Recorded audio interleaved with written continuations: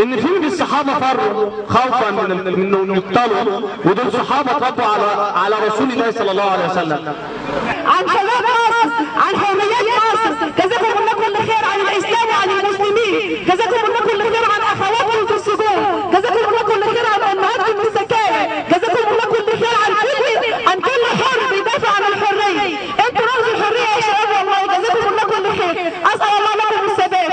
انا عايز دلوقتي احكي لكم حكايه صغيره خالص لطفل، انا سميت طفل لانه عنده 16 سنه، اسمه براء.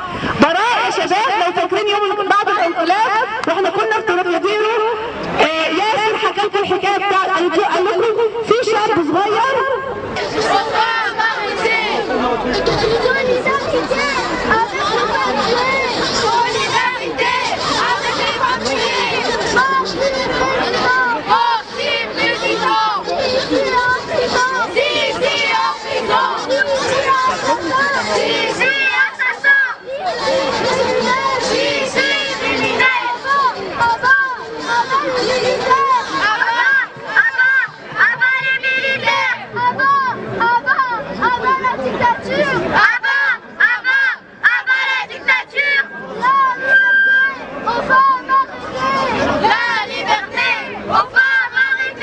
Chers musulmans, chers égyptiens, chers citoyens français, merci à tous et à toutes d'être rassemblés ce soir ici pour nos frères, pour le peuple égyptien.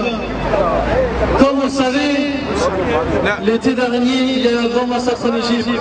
Plus de 2000 Égyptiens, femmes, hommes, petits, âgés, ont été massacrés par les militaires. 2 ou 3 jours avant, 21 jeunes filles, dont 7 d'entre elles qui n'avaient moins de 18 ans, ont été condamnées à 11 années de prison.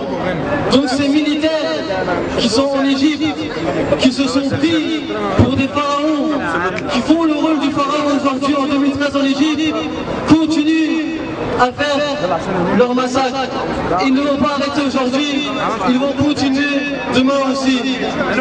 Donc ce qu'on doit faire nous, c'est où qu'on soit, en France, en Égypte, en Turquie, ou peu importe, si nous sommes musulmans, si nous sommes des personnes qui ont en soi un peu d'humanité, on doit soutenir ce peuple musulman aujourd'hui, qu'on est une centaine de personnes ici. Où sont les musulmans de France? Où sont les Égyptiens de la France?